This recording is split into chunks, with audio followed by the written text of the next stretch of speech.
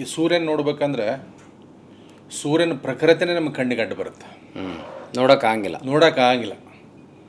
So ಅದೇ ರೀತಿ ವಚನಗಳ ಪ್ರಖರತೆನೇ ಅದ್ರ ಒಳಗಿರುವ ಪೂರ್ಣ ನಮಗೆ ಇವತ್ತು ಕಾಣದಂಗೆ ಆಗಿದೆ ಅನ್ನೋ ಗೊತ್ತಿಲ್ಲ. ಯಾರ್ಯಾರು ಬಸವಣ್ಣವ್ರ ಜೊತೆಗೆ ಇದ್ರಲ್ಲ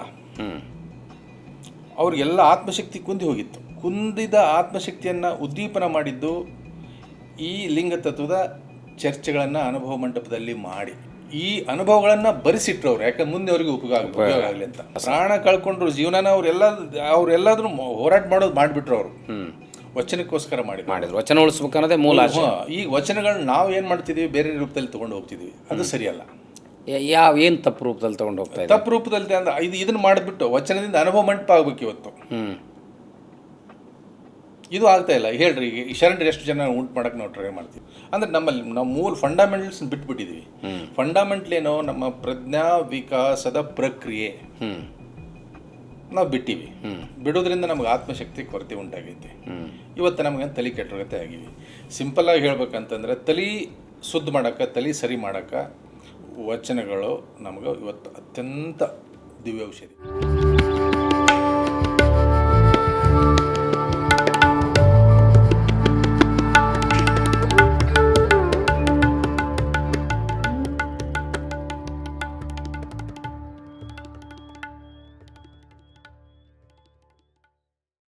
ಸರ್ ನಮಸ್ಕಾರ. ಶರಣಾರ್ಥಿ ಸರ್. ಅಲ್ಲಮ ಪ್ರಭುವಿನ ಒಂದು ವಚನ, ಎತ್ತಣ ಮಾಮರ ಎತ್ತಣ ಕೋಗಿಲೆ ಎತ್ತಣಿಂದ ಎತ್ತ ಸಂಬಂಧವಯ್ಯ. ಹಾಗೆ ನನ್ನ ಕೆಲವು ಮಾತುಗಳನ್ನು ಸಂದರ್ಶನದ ತುಣುಕುಗಳ ಮೂಲಕ ನೀವು ಎತ್ತಣ ಕೋಗಿಲೆಯ ಥರ, ಮಾಮರದ ಥರ ಕನೆಕ್ಟ್ ಆದವರು. ಇವತ್ತು ಅದೇ ವಚನಗಳ ಆಧಾರವಾಗಿ ನಾವಿಲ್ಲಿ ಕೂತಿದ್ದೀವಿ. ನೀವು ಚರ್ಚೆಯಲ್ಲಿ ಅನೇಕ ಅರ್ಥಪೂರ್ಣ ಮಾತುಗಳನ್ನು ಹೇಳಿ ಬಸವರಾಜ್ ಕರೆಹೊಳೆಯವರು ನಮ್ಮ ಮನಸ್ಸಿಗೆ ಆಪ್ತರಾದವರು. ಹಾಗೆ ಇವತ್ತು ಜಗತ್ತಿನಾದ್ಯಂತ ವಚನಗಳ ಶಕ್ತಿ ಮತ್ತು ಸಾಮರ್ಥ್ಯವನ್ನು ತಿಳಿದುಕೊಂಡವ್ರಿಗೆ ಕನೆಕ್ಟ್ ಆಗಲಿ ಅನ್ನುವಂಥ ಉದ್ದೇಶದಿಂದ ಇವತ್ತು ನಾವಿಲ್ಲಿ ಮಾತುಕತೆಗೆ ಕೂತಿದ್ದೀವಿ. ಸೊ ನೀವು ವಚನಗಳ ವ್ಯಾಪ್ತಿ ಮತ್ತು ಓದುವಿಕೆಯನ್ನು ಹೇಗೆ ನೋಡಲಿಕ್ಕೆ ಬಯಸ್ತೀರಿ, ಹೇಗೆ ವಿವರಿಸ್ತೀರಿ, ಅದಕ್ಕೆ ಕಾರಣ ಏನಿರ್ಬೋದು? ಫಸ್ಟ್ ಆಫ್ ಆಲ್ ಧನ್ಯವಾದಗಳು ಸರ್. ಒಳ್ಳೆ ಚೆನ್ನಾಗಿ ನೀವು ಇದನ್ನು ಪ್ಲೇಸ್ ಮಾಡಿದರೆ. It is universal concern. ಇದು ನೀವು ಮಾತಾಡಿರೋದು ಈಗ ಯಾಕೆ ಯೂನಿವರ್ಸಲ್ ಕನ್ಸರ್ನ್ ಅಂದರೆ, ಮೂಲಭೂತವಾಗಿ ವಚನಗಳು ಹುಟ್ಟಿದ್ದು ಹೇಗೆ ಅನ್ನೋ ಪ್ರಶ್ನೆ ನಾವು ಮಾಡ್ಕೋಬೇಕಾಗುತ್ತೆ. ವಚನಗಳು ನನಗೆ ಸಾಹಿತ್ಯ ಪ್ರಕಾರವಾಗಿ ವೈಯಕ್ತಿಕವಾಗಿ ಕಾಣೋದಿಲ್ಲ. ಅವು ಅನುಭವದ ಪ್ರಕಾರಗಳು. ಅವು ಬಹಳ ಅಂದರೆ ನೀವು ಅದನ್ನು ವಚನ ಮೀಮಾಂಸೆ ಅಂತ ಒಂದು ವಿಂಗಡಣೆ ಮಾಡ್ಕೊಂಡು ನೀವು ತಗೋಬೋದು ಸಮಾಧಾನಕ್ಕೋಸ್ಕರ. ಅದರಿಂದ ರಿಸರ್ಚ್ ಮಾಡ್ಬೋದು ಅಥವಾ ಬೇರೆ ಬೇರೆ ಅದರಲ್ಲಿ ಸಾಕಷ್ಟು ಮೈನಿಂಗ್ ಮಾಡ್ಕೋಬೋದು. ಆದರೆ ವಚನಗಳು ಮೂಲಭೂತವಾಗಿ ಆತ್ಮಶಕ್ತಿಯ, ಪ್ರಜ್ಞಾ ವಿಕಾಸದ, ಅನುಭವ ಆಧಾರಿತ ಸಿದ್ಧ ಸೂತ್ರಗಳು. ನನ್ನ ಅನುಭವದಲ್ಲೇ ನಾನು ಹೇಳ್ತಾ ಇದ್ದೀನಿ. ಯಾಕೆಂದರೆ ವಚನಗಳ ಹಿನ್ನೆಲೆ ನೋಡಿದರೆ ಅವು ಶ್ರಮಿಕರ ಪ್ರಾಮಾಣಿಕತೆಯ ಪ್ರಖರ ಸ್ವರೂಪಗಳು. ಶ್ರಮಿಕರ ಪ್ರಾಮಾಣಿಕತೆಯ ಆತ್ಮಶಕ್ತಿಯ ಪ್ರಖರ ಸ್ವರೂಪಗಳು ಅಂತೂ ಅನ್ಬೋದು. ಈಗ ಏನಾಗಿದೆ, ಈ ಸೂರ್ಯನ ನೋಡ್ಬೇಕಂದ್ರೆ ಸೂರ್ಯನ ಪ್ರಖರತೆನೇ ನಮಗೆ ಕಣ್ಣಿಗೆ ಅಡ್ಡ ಬರುತ್ತೆ, ನೋಡೋಕ್ಕಾಗಿಲ್ಲ. ಸೊ ಅದೇ ರೀತಿ ವಚನಗಳ ಪ್ರಖರತೆನೇ ಅದ್ರ ಒಳಗಿರುವ ಪೂರ್ಣ ನಮಗೆ ಇವತ್ತು ಕಾಣದಂಗೆ ಆಗಿದೆ ಅನ್ನೋ ಗೊತ್ತಿಲ್ಲ. ಆ ಹೂರಣ ಏನಿದೆಯಲ್ಲ, ಲಿಂಗತತ್ವ ಅಂದರೆ ಏನಿಲ್ಲ, ಅದು ನಮ್ಮ ಪಾರಂಪರಿಕವಾಗಿ ಬಂದಂಥ ಒಂದು ಅನುಭವದ ಆಧ್ಯಾತ್ಮಿಕ ಸ್ವರೂಪ ಅಥವಾ ಆಧ್ಯಾತ್ಮಿಕತೆಯ ಅನುಭವದ ಸ್ವರೂಪ. ಅದನ್ನು ನಾನು ಇನ್ನೂ ಒಂದು ರೀತಿ ಹೇಳಬೇಕಂದ್ರೆ, ಅಖಂಡ ಚೈತನ್ಯಾತ್ಮಕ ಶಕ್ತಿಯ ಅರಿವು ಲಿಂಗತತ್ವ. ಈ ಅಖಂಡ ಚೈತನ್ಯಾತ್ಮಕ ಶಕ್ತಿಯ ಶುದ್ಧ ಅರಿವು ಮತ್ತು ಅಶುದ್ಧ ಅರಿವು ಎರಡೂ ಇದೆ ಇದರಲ್ಲೇ. ಅಶುದ್ಧ ಅಂತಂದರೆ ಪ್ರಾಕೃತಿಕ ಸ್ವರೂಪದ್ದು. ಶುದ್ಧ ಅಂದರೆ ಪ್ರಾಕೃತಿಕ ಸ್ವರೂಪದ ಹಿನ್ನೆಲೆಯಲ್ಲಿ ತಾನು ಅಡಕವಾಗಿರುವುದು ಅಥವಾ ಅವ್ಯಕ್ತವಾಗಿರುವುದು. ಸೊ ಇದು ಲಿಂಗತತ್ವದ ಹೂರಣ ವಚನಗಳಿಂದ ನಾವು ಪಡ್ಕೊಂಡು ಆತ್ಮಶಕ್ತಿಯನ್ನು ಇವತ್ತಿಗೂ ಕೂಡ ಉಂಟು ಮಾಡ್ಕೋಬೋದು. ಅದೇ ರೀತಿ ಇದೇನಾಗಿದೆ, ಎನ್ಕ್ಯಾಪ್ಸುಲೇಟ್ ಆಗಿ ನಮಗೆ ವಚನಗಳು ಇವತ್ತು ಸಿಗ್ತಾವೆ. ಇದು ವಚನಗಳ ಮೂಲಭೂತ ಅಮೂಲಾಗ್ರವಾದಂಥ ವ್ಯಾಖ್ಯಾನ ಅಂತೂ ಅನ್ಕೋಬೋದು. ಹೆಂಗೆ ಓದಬೇಕು, ಹೆಂಗೆ ಗ್ರಹಿಸಬೇಕು? ತುಂಬ ಪ್ರಯೋಜನಕಾರಿ ಅಂತ ಪ್ರಶ್ನೆ ಸರ್ ಇದು. ಈಗ ವಚನದ ಓದಿನಲ್ಲಿ 2 ಆಯಾಮಗಳಿದಾವೆ. ಒಂದು ವಚನಾಂಕಿತ, ಇನ್ನೊಂದು ಜಂಗಮವೇ ಲಿಂಗ ಅನ್ನೋ ಒಂದು ನೆಲೆಯಲ್ಲಿ. ಅಂದರೆ ಜಂಗಮವೇ ಲಿಂಗ ಮತ್ತು ವಚನಾಂಕಿತ ಇದೇ ಸ್ಕೀಮ್, ಇದು ಸ್ಪಿರಿಚುವಲ್ ಸ್ಕೀಮ್ ಇದೆ ಇರೋದು.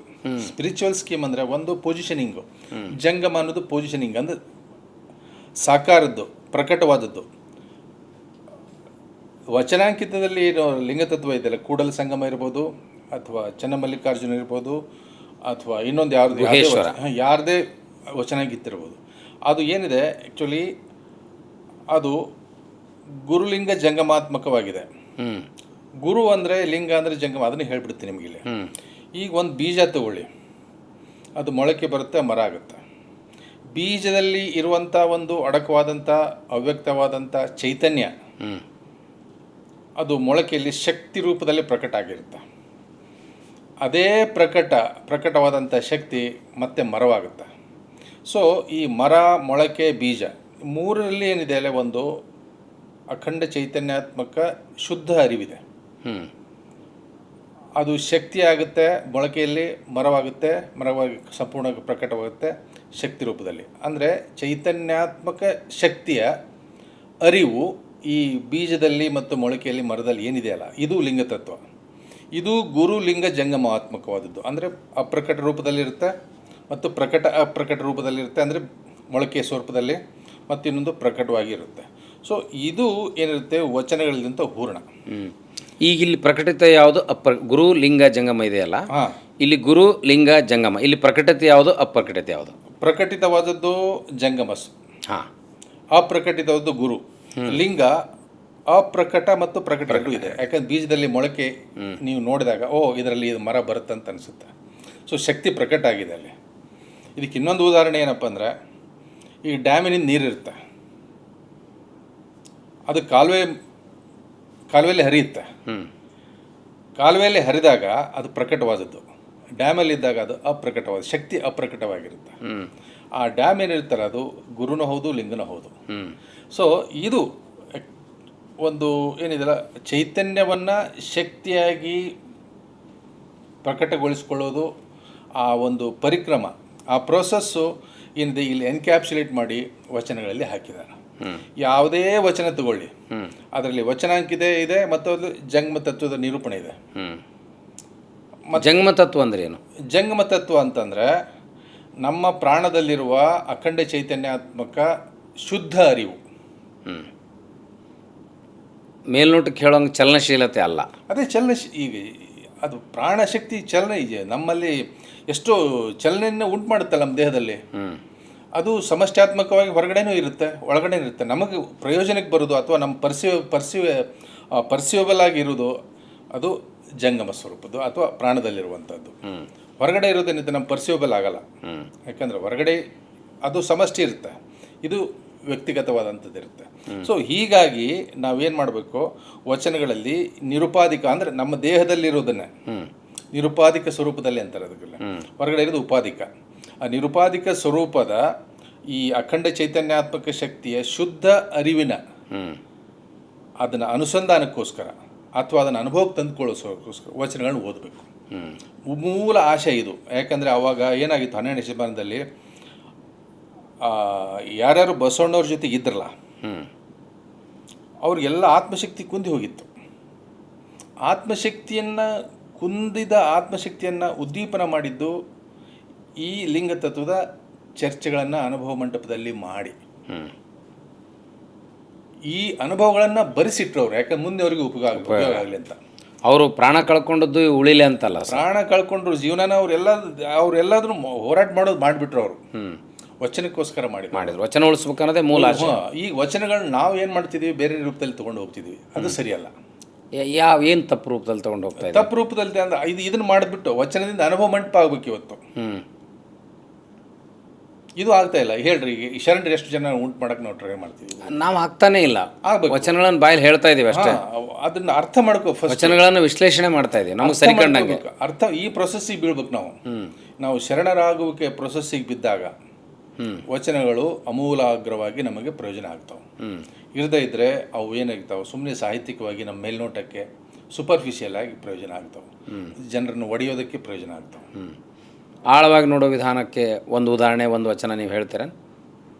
ಆಳವಾಗಿ ನೋಡೋದು, ಪ್ರತಿಯೊಂದು ವಚನಗಳು ಅಮೂಲಾಗ್ರವಾಗಿ ಆಳವಾಗಿಯೇ ಇದ್ದಾವೆ. ಈಗ ಒಂದು ಉದಾಹರಣೆ ತಗೊಳ್ರಿ. ಈಗ ಒಂದು ಉದಾಹರಣೆ ಏನಪ್ಪ ಅಂದರೆ, ಬಸವಣ್ಣವರು ಮತ್ತು ಅಕ್ಕಮಹಾದೇವಿಯವರು ಇಷ್ಟಲಿಂಗದ ವಿಚಾರನ ಹೇಳಿದ್ದಾರೆ. ಇಷ್ಟಲಿಂಗದ ವಿಚಾರದಲ್ಲಿ ಅಖಂಡ ಅಂತ ಉಪಯೋಗ ಮಾಡ್ತಾರೆ, ಅಪ್ರಮಾಣ ಅಂತ ಉಪಯೋಗ ಮಾಡ್ತಾರೆ, ಅಗೋಚರ ಅಂತ ಉಪಯೋಗ ಮಾಡ್ತಾರೆ, ಅಗಮ್ಯ ಅಂತ ಉಪಯೋಗ ಮಾಡ್ತಾರೆ. ಈ ಶಬ್ದಗಳನ್ನ ಬಳಸುವ ರೀತಿ ಇದೆಯಲ್ಲ, ಅದು ಅನುಭವದಿಂದ ಬಂದಿರೋದು. ಈಗ ಅದು ಯಾವುದು, ಎನ್ನ ಕರಸ್ಥಲಕ್ಕೆ ಬಂದು ಚುಳುಕಾದರೆ, ಈ ಕರಸ್ಥಲಕ್ಕೆ ಹೇಗೆ ಬಂದ್ರಿ? ನನ್ನಲ್ಲಿ ಒಳಗಡೆ ಇದ್ದೀರಿ, ಅಖಂಡವಾಗಿದ್ದೀರಿ. ಯಾಕಂದ್ರೆ ಹೊರಗಡೆ ಇರೋದೇ ಒಳಗಡೆ ಇದೆ, ಅದು ಅಖಂಡ. ಅಗೋಚರ, ಕಣ್ಣಿಗೆ ಕಾಣಲ್ಲ. ಅಗೋಚರ ಅಂದ್ರೆ ಕಣ್ಣಿಗೆ ಕಾಣೋದು, ಕಣ್ಣಿಗೆ ಅಂದರೆ ವಿಷಯೇಂದ್ರಿಯಗಳಿಗೆ ಕಾಣದೇ ಇರೋದು. ಅಗಮ್ಯ. ಸೊ ಇವೆಲ್ಲವನ್ನು ಸೇರಿ ಒಳಗಡೆ ಇದ್ದೀರಿ. ಇದು ಈ ಒಳಗಡೆ ಇರೋದ್ರಿಂದ ನನ್ನ ಕೈಗೆ ಬಂದ್ರಿ. ಸೊ ಇದು ನಮಗೆ ಪೂಜೆ ಸಂದರ್ಭದಲ್ಲಿ ಅಥವಾ ಬೇರೆ ಯಾವುದೇ ಒಂದು ಸ್ವರೂಪದ ಒಂದು ಏನು ಧ್ಯಾನ ಸ್ವರೂಪದಲ್ಲಿ, ಅನುಭವ ಸ್ವರೂಪದಲ್ಲಿ ಅದು ಬಂತು ಅಂದರೆ ಅವಾಗ ಏನಾಗುತ್ತೆ, ಅದು ನಮಗೆ ವಚನಗಳಿಗೆ ನಾವು ನ್ಯಾಯ ಕೊಟ್ಟಂಗೆ ಆಗುತ್ತೆ. ವಚನಗಳಿಂದ ನಾವು ಶರಣರಾಗಬೇಕು, ವಚನಗಳಿಂದ ಅನುಭವ ಮಂಟಪ ಆಗಬೇಕು. ವಚನಗಳ ಉದ್ದೇಶ ಅದೇ. ಅವರು ಹಾಗೆ ಸುಮ್ಮನೆ ಬರ್ದಿರಂಗಿಲ್ಲ. ಈಗ ಅವ್ರಿಗೆ ನಾವು ಸಮಾಧಾನ ಹೇಳ್ಕೊಂಡು ಹೊರಟಿದ್ದೀವಿ, ನಡೆಯುತ್ತಾಳೆ ಅಂತ. ನಡೆಯಲ್ಲ ಅದು. ಅದಕ್ಕೋಸ್ಕರ ಇವತ್ತು ನಮಗೇನಾಗಿದೆ, ವಚನಗಳಿಂದ ಏನಾಗಬೇಕು ನಮಗೆ ಸಿಕ್ಕಿಲ್ಲ. ಯಾರನ್ನ ನೋಡ್ರಿ, ಇವತ್ತೆಲ್ಲರೂ ಒದ್ದಾಡ್ತಾ ಇದ್ದಾರೆ, ಆತ್ಮಶಕ್ತಿ ಕೊರತೆಯಿಂದ ಬಳಲ್ತಾ ಇದ್ದಾರೆ. ಹೌದು. ಇಷ್ಟಲಿಂಗ ಹೆಂಗೆ ಮಾರ್ಗಸೂಚಿ ಆಗಬಲ್ದು? ಇಷ್ಟಲಿಂಗನೂ ಕೂಡ ಒಂದು ಬಾಹ್ಯದ ಪೂಜೆ ಆಗುತ್ತೋ ಹೆಂಗೋ? ಇಷ್ಟಲಿಂಗ ಬಾಹ್ಯದ ಪೂಜೆ ಆಗಂಗಿಲ್ಲ. ಕನ್ನಡಿ ಇದ್ದಂಗೆ. ಕನ್ನಡಿ ನನಗೆ ಬಾಹ್ಯ ವಸ್ತು ಆಗಲ್ಲ. ಕನ್ನಡ ಬಾಹ್ಯ ವಸ್ತು ಆದರೂ ಅದು ನನ್ನ ರಿಫ್ಲೆಕ್ಟ್ ಮಾಡುತ್ತೆ. ಅದೇ ರೀತಿ ಕನ್ನಡಿಯ ನೋಡುವ ಅಣ್ಣಗಳಿರ, ಜಂಗಮ ನೋಡಿರಿ ಅಂತ ವಚನಗಳು ಮಾತಾಡ್ತಾರೆ. ದೇವಾಲಯ ಸಂಸ್ಕೃತಿಗಳನ್ನು ನಿರಾಕರಣೆ ಮಾಡಿ ಇಷ್ಟಲಿಂಗ ಕೊಡಬೇಕಾಗಿದ್ದನ್ನು ಕೆಲವರು ಟೀಕೆ ಮಾಡ್ತಾರೆ. ನಿರಾಕರಣೆ ಅದನ್ನು ಬಿಟ್ಟು ಇದನ್ನು ಹಿಡಿಸಿದ್ರಪ್ಪ ನಿಮ್ಗೆ ಅಂತ ಅಲ್ಲ. ಈಗ ದೇವಾಲಯದಲ್ಲಿ ಸಮಷ್ಟ್ಯಾತ್ಮಕವಾದಂಥ ಒಂದು ಆರಾಧನಾ ಕುರುಹು ಇರುತ್ತೆ, ವಿಗ್ರಹ ಇರುತ್ತೆ. ಅದನ್ನು ನಮಗೆ ಮಾಡ್ಕೊಳ್ಳೋಕೆ ಇದಕ್ಕಿಂತ ಅದು ಉತ್ತಮ ಅಂದ್ರೆ ಹೋಗ್ರಿ, ಅಂದಿಷ್ಟೇ ವಾದ. ಇದು ಕೊಟ್ಟಿದ್ದಾರೆ ಆಲ್ರೆಡಿ. ಇವತ್ತೇನು ಅಹಿಂದ ಅಂತೇನು ಒಂದು ಶಬ್ದ ಬರುತ್ತಲ್ಲ, ಅಹಿಂದಾದವರೇ ಇದೆಲ್ಲ ಮಾಡಿದ್ದಾನೆ. ಇದೆಲ್ಲ ಅವತ್ತಿನ ಅಹಿಂದಾದವರೇ ಇದು ಮಾಡಿದ್ದು. ಇದನ್ನ ನೋಡ್ಕೊಳ್ಳಿ. ಇದು ಆಗದೇ ಇದ್ರೆ ಅದಕ್ಕೆ ಹೋಗಲ್ಲ. ಅಹಿಂದ ಅನ್ನೋದಕ್ಕಿಂತ ನಾವು ಬಸವಾದಿ ಶರಣರು ಅಂದ್ಬಿಡ. ಅಲ್ಲಲ್ಲ, ಇವತ್ತು ರಾಜಕೀಯವಾಗಿ ತೊಗೊಂಡು ಹೋಗ್ತಿದ್ವಿ ವಚನಗಳು, ನಾವು ಹೇಳ್ತಾ ಇದ್ದೀವಿ. ಅದಕ್ಕೆ ಹೇಳ್ತಿದ್ದೆ, ಅದಕ್ಕೆ ನಾನು ಇದನ್ನ ಹೇಳಬೇಕು. ಯಾಕಂದ್ರೆ ಇವತ್ತು ಆ ಬಸವಾದಿ ಶರಣರು ಏನು ಮಾಡಿದ್ರು, ಅವ್ರು ಹಿಂದಿನವ್ರು ನಾವೇನು ಮಾಡ್ತಿದ್ದೀವಿ, ಇದು ಪ್ರಶ್ನೆ ಆಗಬೇಕು. ಅಂದರೆ ನಾವು ಮೂಲ ಫಂಡಮೆಂಟಲ್ಸ್ ಬಿಟ್ಬಿಟ್ಟಿದ್ದೀವಿ. ಫಂಡಮೆಂಟ್ಲೇನೋ ನಮ್ಮ ಪ್ರಜ್ಞಾ ವಿಕಾಸದ ಪ್ರಕ್ರಿಯೆ ನಾವು ಬಿಟ್ಟಿವಿ. ಬಿಡೋದ್ರಿಂದ ನಮ್ಗೆ ಆತ್ಮಶಕ್ತಿ ಕೊರತೆ ಉಂಟಾಗೈತಿ. ಇವತ್ತು ನಮಗೆ ತಲೆ ಕೆಟ್ಟೋಗತ್ತೆ ಆಗಿವಿ. ಸಿಂಪಲ್ಲಾಗಿ ಹೇಳ್ಬೇಕಂತಂದರೆ, ತಲೆ ಶುದ್ಧ ಮಾಡೋಕ್ಕೆ, ತಲೆ ಸರಿ ಮಾಡೋಕ್ಕೆ ವಚನಗಳು ನಮಗೆ ಇವತ್ತು ಅತ್ಯಂತ ದಿವ್ಯ ಔಷಧಿ. ಎಲ್ಲ ಇದೆ ಇವತ್ತು ಇದರಲ್ಲಿ. ಏನಿದೆ, ಅನುಭವ ಇದೆ. ಯಾವುದರ ಅನುಭವ? ಇದರಲ್ಲಿ ನಾವು ಪುರುಷಾರ್ಥದ ಅನುಭವ ಇದೆ ಮತ್ತು ಪಾರಮಾರ್ಥದ ಅನುಭವ ಇದೆ, ಎಲ್ಲ ಇದೆ. ಸೊ ಇದನ್ನು ನಾವು ಮೂಲ ಇಂಟರ್ನಲೈಸ್ ಮಾಡ್ಕೊಂಬಿಟ್ರೆ ನಮ್ಗೆ ಆತ್ಮಶಕ್ತಿ ಕೊರತೆ ಆಗಲ್ಲ. ಇರ್ಲಿಕ್ಕಂದ್ರೆ ಬ್ರೂಟ್ ಫೋರ್ಸ್ ಮೆಥಡು, ಗೋಡೆ ಹೊಡ್ಕೊಂಡು ಹೋಗಿ ನಾವು ಬಾಗ್ಲ ಮಾಡ್ಕೊಂಡು. ಸರ್, ನಾವು ಯಾವುದೇ ವೃತ್ತಿಯಲ್ಲಿರ್ತೀವಿ, ಅದು ವೃತ್ತಿ ಧರ್ಮ ಹೆಂಗೋ ಇರುತ್ತೆ. ವಚನ ಧರ್ಮ ಹೆಂಗಾಗಬೇಕು? ಭಾಳ ಹೈಲಿ ರಿಲೆವೆಂಟ್ ಆ್ಯಂಡ್ ಕ್ರಿಟಿಕಲ್ ಇದು ಕ್ವಶನ್. ನೀವು ಭಾಳ ಜಾಣರದಿರಿ ಅಂತ ಕೇಳಿಲ್ಲ. ನಾನು ಜಾಣತನ ಅಲ್ಲ ಸರ್ ಇದ್ರಾಗ, ನಾನು ಏನೂ ಅಲ್ಲ ಇದರಲ್ಲಿ. ನಾನು ಈಗ ವಚನದಲ್ಲಿ ಇರೋದನ್ನು ಹೇಳಬಲ್ಲೆ ಅಷ್ಟೇ. ಯಾಕಂದ್ರೆ ಅದೇನೋ ಅವ್ರು ಕೊಟ್ಟಿದ್ದಾರಂತ ನಾವು ಇವತ್ತು ನೋಡ್ತಾ ಎಲ್ಲ ಅವ್ರ ನೆರಳಲ್ಲೇ ಬದುಕ್ತಾ ಇದೀವಿ ನಾವು. ಯಾಕಂದರೆ ಈಗ ಏನಾಗಿದೆ, ಅವರೆಲ್ಲ ಶ್ರಮಿಕರು, ಭಯಂಕರ ಶ್ರಮಿಕರು. ಹೌದು. ಮತ್ತು ಅಷ್ಟೇ ಪ್ರಾಮಾಣಿಕರು. ಮತ್ತು ಅಷ್ಟೇ ಅದೇನಂತಾರಲ್ಲ, ಆತ್ಮಶಕ್ತಿಯ ಕೊರತೆಯಿಂದ ಜರ್ಜಿತರಾಗಿದ್ದರು ಅವರು. ಏನು ಹೇಳ್ತಾರೆ ಕಾಯಕ ಅಂದರೆ ನೋಡಬೇಕು. ಈಗ ಕಾಯಕ ಅಂದರೆ ಕಾಯ ಮತ್ತು ಕಾಯದಿಂದ ಮಾಡಿದ್ದು ಅಂತ ಅರ್ಥ ಅಲ್ವಾ. ಸೊ ದೇಹಕ್ಕೂ ಕಾಯಕ್ಕೂ ವ್ಯತ್ಯಾಸ ಇದೆ. ಸಿಂಪಲ್ಲಾಗಿ ಒಂದು ಎಕ್ಸಾಂಪಲ್ ಕೊಡ್ತೇನೆ. ಈ ಗಾಣದೆತ್ತಿರುತ್ತೆ, ಗಾಣದೆತ್ತು ಅದಕ್ಕೆ ದೇಹದ ಅರಿವು ಇರ್ತೈತಿ, ತಿರುಗ್ತಿರುತ್ತೆ, ದೇಹದ ಅರಿವು ಇರ್ತೈತಿ. ಈಗ ನಾ ಗಾಣದ ಎತ್ತಿನಿಂದ ಒಬ್ಬ ಮನುಷ್ಯ ಹಿಂಗೆ ಹೊಡಿತಿರ್ತಾನೆ, ಅದರಿಂದ ಹೋಗ್ತಿರ್ತಾನೆ. ಅವ ಏನು ಮಾಡ್ತಾನೆ, ಅವನು ದೇಹದ ಅರಿವುದೊಳಗೆ ಇರ್ತಾನೆ ಅಂತ ತಿಳ್ಕೊರಿ. ಈಗ ಅವನ ದೇಹಕ್ಕೂ ಅವನಿಗೂ ಎತ್ತಿ ಏನು ವ್ಯತ್ಯಾಸ ಆಯ್ತು? ಏನಿಲ್ಲ, ಎರಡು ಸುಮ್ಮನೆ ತಿರುಗಾಡ್ತಾವ. ಆದ್ರೆ ಇಲ್ಲಿ ಶರಣರು ಕಾಯಗುಣ ಅಂತಾರ, ಕಾಯ ಅಂತಾರ. ಕಾಯನ ಪದ ಉಪಯೋಗ ಮಾಡ್ತಾರೆ ಅವರು. ಸ್ವಲ್ಪ ಅದನ್ನು ಗ್ರಹಿಸ್ಬೇಕು ನಾವು. ಸೊ ಕಾಯ ಅಂದ್ರೇನು, ದೇಹಕ್ಕೂ ಕಾಯಕ್ಕೂ ವ್ಯತ್ಯಾಸ ಅಂತ ಗೊತ್ತಾಯಿತು. ಈಗ ದೇಹದಲ್ಲಿ ನಮಗೆ ಅಖಂಡ ಚೈತನ್ಯಾತ್ಮಕ ಶಕ್ತಿಯ ಅರಿವು ಇದೆ ಅನ್ನೋದನ್ನು ಮನುಷ್ಯರಾಗಿ ನಾವು ತಿಳ್ಕೊಬೋದು. ಆ ಅರಿವಿದೆ, ಅರಿವನ್ನು ನಾವು ಅರ್ಥಕೋಬೇಕು. ಅದೇ ರೈಟ್. ಈಗ ಅದು ಅರ್ಥಕೊಂಡಾಗ ಏನಾಗುತ್ತೆ, ಇಲ್ಲದ್ರೆ ಗಾಣದೆತ್ತದಂಗೆ ಹಾಕಿವಿ. ಅರ್ಥಕೊಂಡಾಗ ಇಲ್ಲ, ಇವು ವ್ಯಾಲಿಡ್, ನೀವು ತುಂಬ ಆ್ಯಪ್ಟಾಗಿ ಹೇಳಿದ್ರಿ. ಈಗ ಅದನ್ನು ಅರ್ಥಕೊಂಡಾಗ ಏನಾಗುತ್ತೆ, ದೇಹ ಹಂಗಾಗುತ್ತೆ. ದೇಹ ಹಂಗಾಗುತ್ತೆ. ಸೊ ಆ ಅಂಗದಲ್ಲಿ ಅರಿವಿದೆ ಅಂತ ನಮಗೆ ತಿಳುವಳಿಕೆ ಬಂತು. ಆ ತಿಳುವಳಿಕೆಯಿಂದ ನಾವೇನು ಮಾಡ್ತೀವಿ, ಮೋಟಿವೇಟ್ ಆಗಿ ಆ ಅರಿವನ್ನು ಗ್ರಹಿಸ್ತೀವಿ ಅಥವಾ ರುಚಿ ನೋಡ್ತೀವಿ.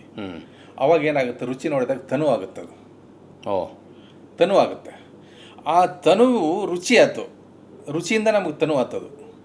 ಆ ರುಚಿ ಆದದ್ದು ನಮಗೆ ಸಂಪೂರ್ಣ ಈಗ ಅಡುಗೆ ನೋಡ್ತೀವಿ ನಾವೀಗ, ನೋಡಿದಾಗ ರುಚಿ ಇತ್ತು, ಆಮೇಲೆ ಊಟ ಮಾಡ್ತೀವಿ ಅಲ್ವಾ. ಈಗ ಆ ಊಟ ಮಾಡಿದಾಗ ಅದು ಅನುಭವ ಆಗುತ್ತೆ. ಯಾಕಂದ್ರೆ ಹೋಗುತ್ತೆ, ಶಕ್ತಿ ಆಗುತ್ತೆ, ಎಲ್ಲ ಆಗುತ್ತೆ ಅದು ಊಟ ಮಾಡಿದ್ದು. ಸೊ ಅದು ಅನುಭವ ಆಯ್ತು. ಹೀಗೆ ಅಖಂಡ ಚೈತನ್ಯಾತ್ಮಕ ಶಕ್ತಿಯ ಅರಿವು ಇದೆ ಅಂತ ತಿಳುವಳಿಕೆ ಬಂದಾಗ ದೇಹ ಹಂಗಾಯಿತು. ಆ ತಿಳುವಳಿಕೆಯನ್ನು ನಾವು ಅದಕ್ಕೆ ಬೆಲೆ ಕೊಟ್ಟು ಅದನ್ನು ತಿಳುವಳಿಕೆ ಹಿಂದೆ ಹೋದಾಗ ಅದು ತನು ಆಯ್ತು. ಆ ತನು ಅನುಭವ ಆದಾಗ ಸೊ ಅದನ್ನು ಸಿಸ್ಟಮೆಟಿಕ್ಕಾಗಿ ಅದನ್ನು ನಾವು ಲಿಂಗತತ್ವ ಸ್ವರೂಪದಲ್ಲಿ ಇಷ್ಟು ಲಿಂಗವನ್ನು ನಾವು ಸಾಧನೆ ಮಾಡೋಕ್ಕೆ, ಪ್ರಾಣಲಿಂಗನ ಸಾಧನೆ ಮಾಡೋಕ್ಕೆ, ಭಾವಲಿಂಗ ಸಾಧನೆ ಶುರು ಮಾಡಿದ್ವಿ ಅಂದರೆ ಅದು ಏನಾಗುತ್ತೆ, ಅವಾಗ ಕಾಯ ಆಗುತ್ತೆ. ಅದು ಕಾಯ ಆಗುತ್ತೆ. ಆ ಕಾಯದಿಂದ ನೀವೇನು ದುಡಿತೀರಲ್ಲ, ಕಾಯದಿಂದ ಯಾಕೆ ದುಡಿತೀವಿ, ಇಲ್ಪ ನನಗೆ ನಾ ಲಿಂಗತತ್ವದ ಅರಿವಿಗೋಸ್ಕರ ಅದನ್ನು ಉಳಿಸ್ಕೊಳ್ಳೋ ನ್ಯಾಯವಾಗತ್ತೆ. ನಾವು ಒಂದು ಸಮಾಜ ಜೀವಿಯಾಗಿ ಅದನ್ನು ನಾನು ಇನ್ನೂ ಹೆಚ್ಚು ಮಾಡ್ಕೋಬೇಕು, ಅದನ್ನು ವೃದ್ಧಿ ಮಾಡ್ಕೋಬೇಕು, ಅನುಭವನ ವೃದ್ಧಿ ಮಾಡ್ಕೋಬೇಕು. ಅದಕ್ಕೋಸ್ಕರ ನಾವೇನು ದುಡಿತೀವಲ್ಲ, ನಾಳೆಗೆ ಬೇಕಪ್ಪ ನನಗೆ, ನಾನು ಬದುಕಬೇಕು ಇವತ್ತು ಅಂತೇನು ದುಡೋದು, ಮತ್ತು ಲಿಂಗತತ್ವಕ್ಕೋಸ್ಕರ ಇನ್ನು ಅನುಭವಕ್ಕೇನು ಬದುಕ್ತೀವಲ್ಲ, ಅದು ಕಾಯಕ ಆಗುತ್ತೆ. ಸೊ ಕಾಯಕ ಯಾವುದೇ ಇರಲಿ, ನೀವು ಹೇಳಿದ್ರಿ ಪ್ರಶ್ನೆ ಏನು, ಈ ಬೇರೆ ಬೇರೆ ಥರ ನಾವು ದುಡಿತಿರ್ತೀವಿ, ಬೇರೆ ಬೇರೆ ಕೋಆರ್ಡಿನೇಟ್ಸಲ್ಲಿ ಇರ್ತೀವಿ, ಬೇರೆ ಬೇರೆ ಸ್ವರೂಪದಲ್ಲಿ ನಮ್ಮ ದಿನಚರಿ ಇರುತ್ತೆ, ಎಲ್ಲ ಇರುತ್ತೆ. ಸೊ ಇದು ಇದ್ದಾಗ ಈ ನಮಗೆ ಗಮನ ಇಲ್ಲಿತ್ತಂದರೆ ಯಾವ ಕಾಯಕವೂ ನಮಗೆ ಕಡಿಮೆ ಅನಿಸೋದಿಲ್ಲ, ಅದು ನಮಗೆ ಕೈಲಾಸ ಆಗುತ್ತೆ. ಹಾದಿನೂ ತಪ್ಪಿಸಂಗಿಲ್ಲ, ತಪ್ಪಿಸಲ್ಲ. ಆಬ್ವಿಯಸ್ಲಿ ಅದು ನಾವು ಅದಕ್ಕೆ ಬೇರೆ ಸಂದರ್ಭಕ್ಕೆ ಈಡಾಗಂಗಿಲ್ಲ. ನೀವೇ ದೊಡ್ಡರಪ್ಪ ಅಂತ ಕೈ ಮುಗಿದು ಬಂದುಬಿಡ್ತೀವಿ ಸೈಡಿಗೆ. ನಾವು ಏನೋ ದಾರಿ ತಪ್ಪಿಸಕ್ಕೆ ಬಂದ್ರು ಅವ್ರನ್ನ ದೊಡ್ಡವ್ರು ಮಾಡ್ತೀವಿ. ಯಾಕಂದ್ರೆ ಬಸವಣ್ಣವ್ರು ಹೇಳಿದರು, ನನಗಿಂತ ಕಿರಿಯರಿಲ್ಲಪ್ಪ ಅಂತ ಹೇಳಿದ. ಆವತ್ತಿನಾಗ ಏನಾಗುತ್ತೆ, ನಮ್ಮ ಕಾಯಗುಣ ಅದು. ಸೊ ಕಾಯಗುಣ ಏನಾಗಬೇಕು, ಮ್ಯಾನಿಫೆಸ್ಟ್ ಆಗಬೇಕು, ಎಸ್ಟಾಬ್ಲಿಷ್ ಆಗಬೇಕು. ಆದಮೇಲೆ ಏನಾಗುತ್ತೆ, ಅದು ಕಾಯಕ ಆಗುತ್ತೆ. ಸೊ ಇದು ಕಾಯಕದ ಸ್ವರೂಪ.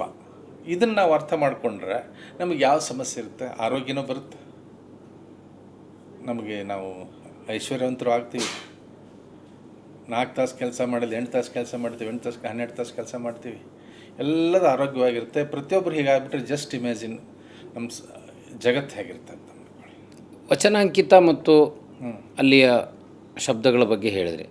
ವಚನಾಂಕಿತ ಮ್ಯಾನಿಫೆಸ್ಟ್ ಮಾಡಲಿಕ್ಕೆ ಕಾರಣ ಏನಿರ್ಬೋದು? ಇದು ತುಂಬ ರಿಲೆವೆಂಟ್ ಇದೆ ಕ್ವಶನ್ನು. ಯಾಕಂದರೆ ಇದು ವಚನಕಾರರ ವ್ಯಾಪ್ತಿ ಮೀರಿ ಹೋಗುತ್ತಿದ್ದು ಈ ಸ್ಕೀಮ್ ಇದೆಯಲ್ಲ. ವಚನಾಂಕಿತಗಳನ್ನು ಮತ್ತು ಜಂಗಮ ತತ್ವವನ್ನು ಬಳಸಿರೋದು ಈ ದಾಸರ ವಚನಗಳು ಕೂಡ ಇದೇ ಸ್ಕೀಮಲ್ಲಿ ಮಾತಾಡ್ತಾವೆ. ದಾಸರ ವಚನ ತೊಗೊಂಡು ಅವರು ವಚನ ಕಿತ್ತುಕೊಂಡು ಉಪಯೋಗ ಮಾಡಿದ್ದಾರೆ. ಸೊ ಹಾಗಾಗಿ ದಾಸರು ಶರಣರು ಕೂಡ ಅವರು ಉಪಾಧಿಕವಾಗಿ ಬೇರೆ ಆರಾಧನೆ ಮಾಡಿರ್ಬೋದು, ಆದರೆ ನಿರುಪಾಧಿಕವಾಗಿ ಅವರು ಕೂಡ ಶರಣರ ಸ್ಕೀಮಲ್ಲೇ ಇದ್ದಾರೆ. ಏನದು, ಯಾಕೆ ಹಂಗೆ? ಹಾಂ, ಈಗ ಬರ್ತೀನಿ, ಕರೆಕ್ಟ್. ಅದು ಈಗ ವಚನಾಂಕಿತ ಅಂದ್ರೇನು ಆ್ಯಕ್ಚುಲಿ, ಈಗ ನಮ್ಮ ದೇಹದಲ್ಲಿ ಅಖಂಡ ಚೈತನ್ಯಾತ್ಮಕ ಶಕ್ತಿಯ ಅರಿವು ಇದೆ ಅಂತ ನಮ್ಗೆ ಗೊತ್ತಾಯಿತು. ಮತ್ತು ಅದು ಯಾವ ಸ್ವರೂಪದಲ್ಲಿದೆ ಅಂತ ಗೊತ್ತಾಯಿತು. 3 ಗುರುಲಿಂಗ ಜಂಗಮಾತ್ಮಕವಾದದ್ದು ವಚನಾಂಕಿತ. ನಾವೇನು ಮಾಡ್ತೀವಿ ಇಲ್ಲೇ, ಜಂಗಮವನ್ನು ಆರಾಧಿಸ್ತೀವಿ. ಜಂಗಮವನ್ನು ಆರಾಧಿಸಿದಾಗ ಏನಾಗುತ್ತೆ, ಗುರುಲಿಂಗ ಜಂಗಮಾತ್ಮಕವಾದಂಥ ವಚನಾಂಕಿತದ ವ್ಯಾಪ್ತಿಗೆ ಹೋಗಿಬಿಡುತ್ತೆ ಮನಸ್ಸು. ಜಂಗಮಕ್ಕೆ ನೀರೆರೆದರೆ ಫಲವಿಸಿತ್ತು ಅಂದರೆ ನಮ್ಮ ಮನಸ್ಸು ನಿರಾಕಾರ ಆಗುತ್ತೆ, ನಮ್ಮ ಮನಸ್ಸು ಲಿಂಗನ ಆಗುತ್ತೆ, ಎಲ್ಲ ಆಗುತ್ತೆ. ಅಲ್ಲಿಗೆ ಮುಗೀತು ಕೆಲಸ. ಅಲ್ಲಿಗೆ ಏನಾಗುತ್ತೆ, ನಮ್ಮದು ವಿಕಾಸ ಆಗ್ತೀವಿ. ಅಲ್ಲಿ complete scale of evolution is achieved. ಅಲ್ಲೇ ಇಂಥ ಒಂದು ವ್ಯಾಪ್ತಿಗೆ ಒಂದು ಮನಸ್ಸು ಹೋದಾಗ ಅದು ಲಿಂಗಾಂಗ ಸಾಮರಸ್ಯ ಆಗುತ್ತೆ. ಅಂದರೆ ಅಂಗ ಮತ್ತು ಲಿಂಗ. ಇಲ್ಲಿ ಲಿಂಗ ಯಾವುದು, ಅಂಗ ಯಾವುದು? ಹಂಗೆ ಈಗ ನಮ್ಮ ದೇಹ ಅಂಗ ಅಲ್ಲ, ದೇಹದಲ್ಲಿ ಅಖಂಡ ಚೈತನ್ಯಾತ್ಮಕ ಶಕ್ತಿ ಅರಿವಿದೆ ಅಂದಾಗ ಅಂಗ ಆಯಿತು, ಅದು ಅಂಗ. ಅದು ನಮಗೆ ಅನುಭವಕ್ಕೆ, ಆ ಅಖಂಡ ಚೈತನ್ಯಾತ್ಮಕ ಶಕ್ತಿಯ ಅರಿವು ನಮಗೆ ಅನುಭವಕ್ಕೆ ಬಂದಾಗ ಅದು ಲಿಂಗ ಆಗಿಬಿಡುತ್ತೆ. ಮತ್ತು ಈ ಲಿಂಗ ಏನು, ಇಷ್ಟಲಿಂಗ ಏನು? ಇಷ್ಟಲಿಂಗ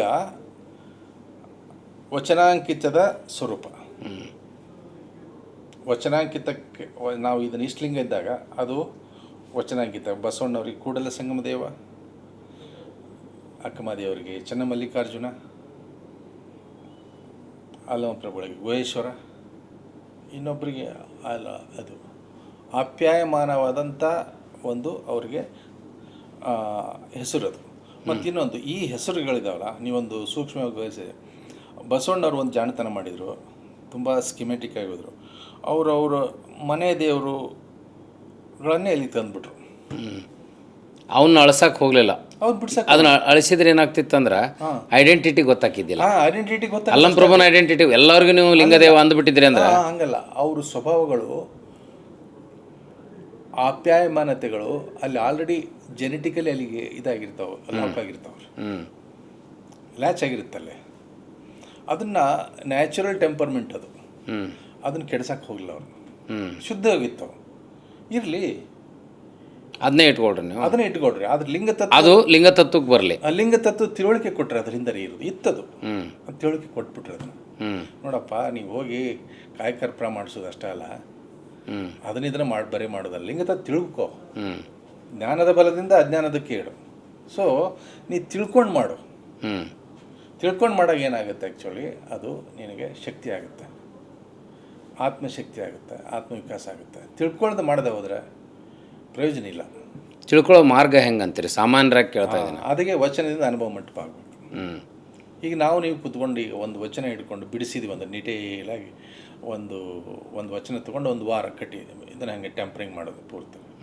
ಅದರದ್ದು ಎಲ್ಲ ಮಗ್ಳುಗಳನ್ನ ಬಿಡಿಸಿ ತಿಕ್ಕಿ ನೋಡಿದಾಗ ಅದೇನಾಗುತ್ತೆ, ಆ ವಚನ ನಮ್ಮ ಇಂಟರ್ನಲೈಸ್ ಆಗಿಬಿಡುತ್ತೆ. ಹೆಚ್ಚು ತಿಳ್ಕೊಳ್ಳೋದ್ರಿಂದ ನಾವು ಆ ವ್ಯಕ್ತಿತ್ವ ಬರುತ್ತೆ, ನಮಗೆ ಶರಣ ವ್ಯಕ್ತಿತ್ವ ಬರುತ್ತೆ. ಸೊ ವಚನದಿಂದ ಅನುಭವ ಮಂಟಪನೇ ಆಗಬೇಕು. ಸೊ ಆದ್ದರಿಂದ ಏನಾಗುತ್ತೆ, ನಮಗೆ ಪ್ರಯೋಜನ ಆಗುತ್ತೆ, ನಮ್ಮ ಮಕ್ಕಳಿಗೂ ಅನುಕೂಲ ಆಗುತ್ತೆ, ಮುಂದೆ ಜನ್ರೇಷನ್ಗೂ ಅನುಕೂಲ ಆಗುತ್ತೆ, ಪ್ರಜ್ಞೆ ಶುದ್ಧಿ ಆಗುತ್ತೆ, ಪ್ರಜ್ಞೆ ಶಕ್ತಿ ಬರುತ್ತೆ. ಇಷ್ಟೇ ಅಲ್ಲ, ಇನ್ನೇನು ಬೇಕಾಗಿದ್ರಿ ಸರ್? ಹೆಂಗೆ ಅನಲೈಸ್ ಮಾಡ್ಬೇಕಂತೀರಿ? ಒಂದು ಯಾವ್ದಾರು ನೀವು ಅನಲೈಸ್ ಮಾಡೋಕ್ಕೆ ಬಯಸ್ತೀರಿ?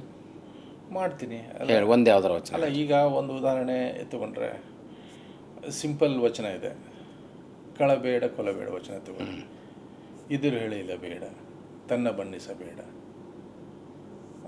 ಮುನಿಯ ಬೇಡ, ಇದೇ ಅಂತರಂಗ ಶುದ್ಧಿ, ಇದೇ ಬಹಿರಂಗ ಶುದ್ಧಿ. ಆಯ್ತು, ಇದು ಸಿಂಪಲ್ ಐತಿ. ಇದೇ ಅಂತರಂಗ, ಇಲ್ಲಿ ಏನು ಇವು 4-3 ತಿಳಿತಾವ್ರಿ. ಮತ್ತು ವಚನದೊಂದು ನೇಚರ್ ಭಾಳ ಎಷ್ಟು ಸ್ಟ್ಯಾಂಡರ್ಡ್ ಮೇಂಟೈನ್ ಮಾಡಿದ್ದಾರೆ ಅಂದರೆ, ಫಸ್ಟ್ ಫ್ಯೂ ಲೈನ್ಸ್ ಡೋಂಟ್ಸ್ ಅಂತ ಹೇಳ್ತಾರೆ, ಏನು ಮಾಡಬಾರ್ದು ಮಾಡಬೇಡ ಅಂತ ಹೇಳ್ತಾರೆ. ಆಮೇಲೆ ಇರುತ್ತಲ್ರಿ ಏನು ಮಾಡ್ಬೇಕು ಅನ್ನೋದು ಹೇಳ್ತಾರೆ. ಅಂದ್ರೆ ಅಲ್ಲಿ ಸಮಸ್ಯೆನೇ ಇರುತ್ತಾ, ಪರಿಹಾರನೇ ಇರುತ್ತಾ? ಪರಿಹಾರ ಇರುತ್ತೆ ಅಷ್ಟೇ. They raise the problem and give the solution. ಅಲ್ಲ, ಅಷ್ಟೇ ಅಲ್ಲ, ಅವ್ರು ಹೆಂಗಂದ್ರೆ from known to unknown scheme ಅದು. ಅವ್ರು ಮಾಡ್ತಿರ್ತಾರೆ, ಅವ್ರಿಗೆ ಗೊತ್ತಿರ್ತದೆ ಅದು ಇದನ್ನು ಮಾಡಬೇಡಪ್ಪ ಅಂತ ಹೇಳ್ತಾರೆ. ಏನು ಮಾಡ್ಬೇಕು ಅನ್ನೋದು ಆಮೇಲೆ ಏನು ಹೇಳ್ತಾರೆ, 2 ಲೈನ್ನಾಗ 1 ಲೈನಾಗ ಹೇಳ್ತಾರೆ. ಆಯ್ತಾ? ಇದು ಒಂದು. ಈಗ ಇನ್ನೊಂದು, ನೀವು ಬಿಡಿಸಂತ ಹೇಳಿದ್ರಿ. ಬಿಡಿಸಂತ ಹೇಳಿದಾಗ ಯಾವತ್ತಿಗೂ ನಾವು ವಚನಗಳನ್ನು ಅವು ಆಲ್ರೆಡಿ ಎಲ್ಲರಿಗೂ ಗೊತ್ತಿರ್ತಾವೆ ಡೋಂಟ್ಸು, ಎಲ್ಲರೂ ಅದ್ರಾಗ ಮುಳುಗಿರ್ತಾರೆ. ಆದ್ರೆ ಶರಣರು ಏನು ಹೇಳ್ತಾರೆ ಅಂತಂದ್ರೆ, ಏನು ಮಾಡಬಾರ್ದು ಅಂತ ಹೇಳ್ತಾರೆ ಅದನ್ನು ನಾವು ಗೊತ್ತಿರ್ತೈತಿ. ಅವ್ರು ಏನು ಮಾಡಂತ ಹೇಳಿದ್ರೆ ನಮ್ಗೆ ಗೊತ್ತಿಲ್ಲ ರೀ. ಅದಕ್ಕೆ ನಾವೇನು ಮಾಡೋದು, ಕೆಳಗಿನ ಸಾಲಿಂದ ಓದ್ಬೇಕು ವಚನಗಳನ್ನ. ಅವು ಭಾಳ ಎಫೆಕ್ಟಿವ್ ಇರ್ತಾವೆ ರೀ. ಇದು ಫಸ್ಟ್ ಥಂಬ್ ರೂಲ್ ಇದು. ಈಗಿದ್ದಾಗ ನೀವೇನು ಮಾಡ್ತೀರಿ, ಕೂಡಲ ಸಂಗಮ ದೇವ ಅಂತ ಅಂತೀರಿ. ಕೂಡಲ ಸಂಗಮ ದೇವ ಅಂತ ಹೇಳಿದೆ, ಅದು ಗುರುಲಿಂಗ ಜಂಗಮಾತ್ಮಕವಾದಂಥ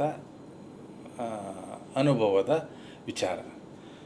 ಈಗ ಆ ಗುರುಲಿಂಗ ಜಂಗಮಾತ್ಮಕವಾದ್ದು ಅಂತ ನಾವು ತಿಳ್ಕೊಂಡಾಗ, ಸೊ ಅದ್ರ ತಿಳುವಳಿಕೆ ಆಲ್ಮೋಸ್ಟ್ ಕವರ್ ಆಗಿಬಿಟ್ಟಿರ್ತೈತೆ ರೀ ಫಸ್ಟ್ ಲೈನ್ ಒಳಗೆ. ಅದು ಕವರ್ ಆದಾಗ ಏನಾಗ್ತೈತಿ, ಈಗ ನೆಕ್ಸ್ಟ್ ಈಗ ಮತ್ತು ಅಂತರಂಗ ಶುದ್ಧಿ ಇದೇ ಬಹಿರಂಗ ಶುದ್ಧಿ ಅಂತ ಹೇಳ್ತಾರೆ ಇಲ್ಲಿ. ಮತ್ತೆ ಇದೇ ಅಂತರಂಗ ಶುದ್ಧಿ ಇದೇ ಈಗ ಬಹಿರಂಗ ಶುದ್ಧಿ.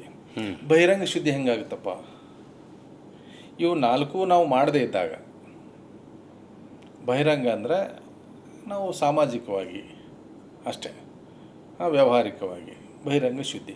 ಇವು ಮಾಡದೇ ಇದ್ರೆ ನಾವೇನು ಮಾಡ್ತೀವಿ, ಅಲ್ಲಿ ಅಷ್ಟಾವರಣಗಳನ್ನ ಕವರ್ ಮಾಡ್ಕೊಂಡ್ಬಿಡ್ತೀವಿ ಹೆಚ್ಚು ಕಡಿಮೆ. ಬಹಿರಂಗ ಶುದ್ಧಿ ಅಂದರೆ ಅಷ್ಟಾವರಣಗಳನ್ನು ನಾವು ಮ್ಯಾನಿಫೆಸ್ಟ್ ಮಾಡ್ತೀವಿ ಅಥವಾ ಪ್ರಾಕ್ಟೀಸ್ ಮಾಡ್ತೀವಿ ಅಂತ. ಅಂತರಂಗ ಶುದ್ಧಿ ಅಂದರೆ ಪಂಚಾಚಾರ ಸ್ಥಳಗಳನ್ನ. ಅಂತರಂಗ ಶುದ್ಧಿ ಅಂದ್ರೇನು, ನಮ್ಮ ಅಂತರಂಗ ಅಂದ್ರೇನು, ನಮ್ಮ ಮನಸ್ಸು, ಅಹಂಕಾರ, ಬುದ್ಧಿ, ಚಿತ್ತ, 4. ಮನಸ್ಸು ಏನಾಗುತ್ತೆ, ನ್ಯಾಚುರಲ್ ಆಗಿ ಮ್ಯಾನಿಫೆಸ್ಟ್ ಆಗುವಾಗ ಫಸ್ಟ್ ಅಹಂಕಾರ ಆಗುತ್ತೆ, ಅಂದರೆ ಸೆಲ್ಫ್ ಐಡೆಂಟಿಟಿಗೆ ಬಂದುಬಿಡುತ್ತೆ ಮನಸ್ಸು. ಅದು ಅಗ್ರೇವೇಟಾಗಿ ಕೆಲಸ ಮಾಡದೆ ಹೋದರೆ ಬುದ್ಧಿ ಕೆಲಸ ಮಾಡುತ್ತೆ. ಅಕಸ್ಮಾತ್ ಅದು ಕೆಲಸ ಮಾಡ್ತೀವಿ ಅಂದರೆ ಬುದ್ಧಿ ಕೆಲಸ ಮಾಡೋಂಗಿಲ್ಲ. ಬುದ್ಧಿ ಕೆಲಸ ಮಾಡ್ತೀವಿ ಅಂದರೆ ಚಿತ್ತ ಎಲ್ಲಿರಬೇಕು ಅಲ್ಲಿರುತ್ತೆ, ಗುರಿ ಕಡೆ ಇರುತ್ತೆ ಅಥವಾ ಮಾರ್ಗದಲ್ಲಿ ಇರುತ್ತೆ ಚಿತ್ತ. ಸೊ ಅಹಂಕಾರ ಕೆಲಸ ಮಾಡ್ತದೆ ಅಂದರೆ ಬುದ್ಧಿನ ಕೆಲಸ ಮಾಡಲ್ಲ, ಚಿತ್ತದ್ದು ಸ್ಕೋಪ್ ಅಂಕರು ದೂರ ಉಳಿತು. ಚಿತ್ತ ಅಲ್ಲಿ ಇರೋಂಗಿಲ್ಲ, ಚಿತ್ತಗೊಳ್ಳಂಗಿಲ್ಲ ಮನಸ್ಸು. ಸೊ ಇದು ಅಂತರಂಗ ಶುದ್ಧಿ. ಮನಸ್ಸು, ಅಹಂಕಾರ, ಬುದ್ಧಿ, ಚಿತ್ತ, ಇವು 4 ಏನಾಗ್ತಾವೆ, ಚೈತನ್ಯಾತ್ಮಕವಾಗ್ತಾವೆ ರೀ. ಮನಸ್ಸು ಚೈತನ್ಯ ಆಗುತ್ತೆ, ಅಹಂಕಾರ ಶೂನ್ಯ ಆಗುತ್ತೆ, ಬುದ್ಧಿ ಏನಾಗುತ್ತೆ ಶಾರ್ಪ್ ಆಗುತ್ತೆ, ಚಿತ್ತ ಎಲ್ಲಿರ್ಬೇಕು ಅಲ್ಲಿರುತ್ತೆ. ಇದು ಏನು ಅಂತರಂಗ ಚೈತನ್ಯ ಆಗುತ್ತೆ ಮತ್ತು ಮೂಲಭೂತವಾಗಿ ಶುದ್ಧ ಆಗುತ್ತೆ. ಇದೇ ಅಂತರಂಗ ಶುದ್ಧಿ. ಬಹಿರಂಗ ಶುದ್ಧಿ ನಿನಗೇನಾಗುತ್ತೆ, ಮರ್ಯಾದೆ ಸಿಗುತ್ತೆ ಹೊರಗಡೆ. ಅಂತರಂಗ ಶುದ್ಧಿ ಆದಮೇಲೆ ಬಹಿರಂಗ ಶುದ್ಧಿ ಆರಂಭ ಆಗುತ್ತೆ, ರಿಸಲ್ಟ್ ಕೊಡೋಕ್ಕಾಗುತ್ತೆ. ಅಲ್ಲ, ನೀವು ಫಸ್ಟು ನೀನು ಬಹಿರಂಗ ಶುದ್ಧಿ ನೀನು ಮೇಂಟೈನ್ ಮಾಡಬೇಕು. ನೀ ಲಿಂಗ ತತ್ವದೊಳಗಿದ್ದಿ, ನೀನು ಪೂಜೆ ಮಾಡ್ಕೊತಿದ್ದೆ ಅಂದ್ರೆ ಅಂತರಂಗ ಶುದ್ಧಿ ಆಗೇ ಆಗುತ್ತೆ. ಈಗ ಹೊರಗಡೆ ಇದ್ದವರು, ಈಗ ಎಲ್ಲರೂ ಒಂದೇ ಕಡೆ ಇರ್ತೀವಿ, ಎಲ್ಲರೂ 10 ಜನ ಒಂದೇ ಇರ್ತಾರೆ, ಅವರು ಅಂತರಂಗ ಶುದ್ಧಿ ಅಂತ ಗೊತ್ತಾಗಲ್ಲ. ಬಟ್ ಬಹಿರಂಗವಾಗಿ ಸರಿಯಾಗಿರ್ಬೇಕು ಅವರು. ಅದನ್ನು ಫಸ್ಟ್ ಪ್ರಾಕ್ಟೀಸ್ ಮಾಡ್ತಾರೆ. ಆಮೇಲೆ ಅಂತರಂಗ ಶುದ್ಧಿಗೆ ಬಂದಾಗ ಏನೋ ಚೈತನ್ಯ ಆಗುತ್ತೆ.